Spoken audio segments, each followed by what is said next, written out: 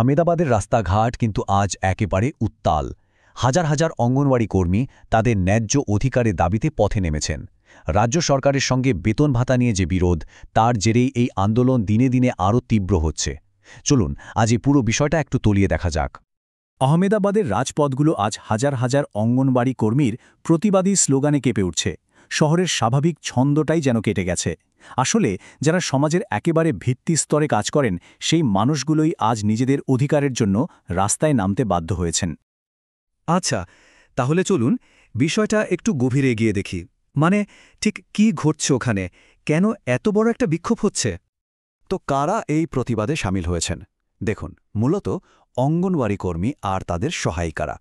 গুজরাটের আহমেদাবাদ শহরে এই বিক্ষোভটা আয়োজন করেছে গুজরাট অঙ্গনওয়াড়ি কর্মচারী সংগঠন। আর এই সংগঠনটি আবার CITU মানে সেন্টার অফ ইন্ডিয়ান ট্রেড ইউনিয়ন্সের সঙ্গে যুক্ত, যা ভারতের বেশ বড় একটা শ্রমিক সংগঠন।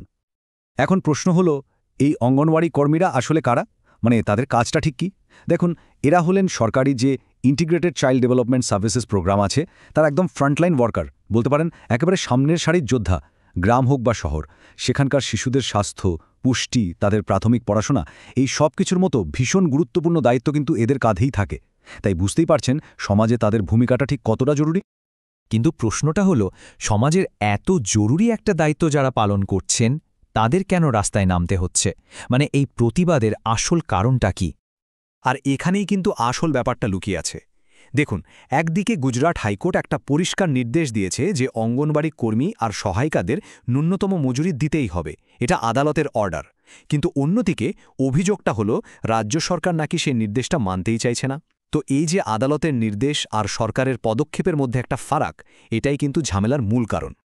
আর প্রতিবাদী সংগঠনগুলো যা অভিযোগ করছে সেটা কিন্তু বেশ সিরিয়াস। তাদের কথা অনুযায়ী রাজ্য সরকার জেনে শুনেই হাইকোর্টের রায়কে উপেক্ষা করে কর্মীদের ন্যায্য ন্যূনতম মজুরি থেকে বঞ্চিত করছে। এই একটা কথাতেই কিন্তু তাদের ক্ষোভ আর হতাশাটা স্পষ্ট বোঝা যায়। তবে ব্যাপারটা শুধু ন্যূনতম মজুরিতেই আটকে নেই, এর সাথে কিন্তু আরও কয়েকটা জরুরি দাবিও রয়েছে। চলুন দেখে নেওয়া যাক সেগুলো কি কি। ওদের প্রধান দাবি বলতে গেলে তিনটে। 1 নম্বর, হাইকোর্টের অর্ডার মেনে এক্ষুনি ন্যূনতম মজুরি চালু করতে হবে। 2 নম্বর, কর্মীদের অবসরের বয়স বাড়াতে হবে। আর 3 নম্বর দাবিটা হলো, কাজের সুবিধার জন্য প্রত্যেককে একটা করে মোবাইল ফোন দিতে হবে। আচ্ছা, এই পুরো পরিস্থিতিতে আরও একটা বড় অভিযোগ কিন্তু উঠে আসছে, আর সেটা হলো সরকারের সাথে কোনো রকম আলোচনাই হচ্ছে না। আন্দোলনকারীদের বক্তব্য, তাদের কথা শোনার কোনো আগ্রহই দেখানো হচ্ছে না। কর্মী সংগঠনগুলো কিন্তু বসে থাকেনি।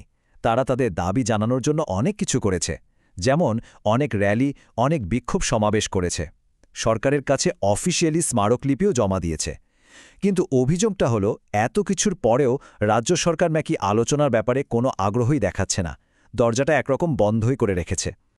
আর যখন আলোচনার সব রাস্তা প্রায় বন্ধ, তখন কর্মীরা আরও কঠিন একটা পদক্ষেপ নেওয়ার কথা ভাবছেন। আর সেটা হলো অনশন। ব্যাপারটা খুব সহজ। যেহেতু কথা বলার কোনো সুযোগই তৈরি হচ্ছে না, তাই ইউনিয়ন ঠিক করেছে যে আন্দোলনকে আরও জোরদার করতে হবে। আর তারই ফল হল এই অনশন ধর্মঘটের সিদ্ধান্ত।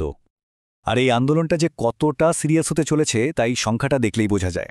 প্রায় 1000, হ্যাঁ 1000 অঙ্গনওয়াড়ি কর্মী আর সহায়িকা এই অনশনে যোগ দেবেন। এটা কিন্তু শুধু একটা সংখ্যা নয়, এটা তাদের একজোট হওয়ার, তাদের জেদের একটা বিরাট প্রমাণ। শুধু তাই নয়, এটা কিন্তু একদিন বা দুদিনের কোনো প্রতীকী অনশন না, এটা চলবে টানা 10 দিন। ভাবা যায়, নিজেদের শরীরকে কষ্ট দিয়ে এত লম্বা একটা অনশনের সিদ্ধান্তই বলে দেয় যে তারা নিজেদের দাবিতে কতটা অটল। তাহলে পুরো টাইম লাইনটা যদি একবার দেখি, 13ই নভেম্বর আমেদাবাদে একটা বড় বিক্ষোভ সমাবেশ হয়ে গেছে।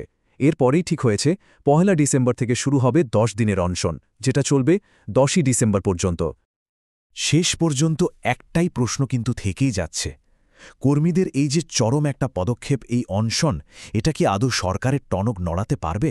তাদের দাবিগুলো কি পূরণ হবে, নাকি এই অচলাবস্থা চলতেই থাকবে? এর উত্তর তো একমাত্র সময় দিতে পারবে।